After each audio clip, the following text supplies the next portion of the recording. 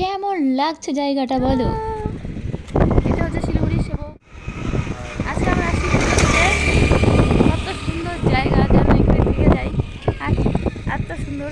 আমাদের পুজো দেওয়া কমপ্লিট, তারপর হালকা একটু ব্রেকফাস্ট হয়ে গেল। আমার ছবি তুলতে ব্যস্ত। এই যে বড়মশাই ছবি তুলছে। আমাদের আজকে বিবাহ বার্ষিকী। ইয়ে, আজকের দিনে নেতাজি কে পেয়েছি। হ্যাঁ?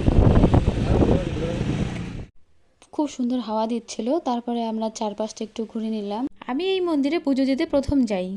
এই ব্রিজের সৌন্দর্যটা একবার শুধু দেখো, কত সুন্দর। স্নিগ্ধ বাতাস, সুন্দর জল, নদী বয়ে যাচ্ছে, তার চার পাহাড়ে গেলে যেন আলাদাই একটা শান্তি। দেখো কি সুন্দর পরিবেশ।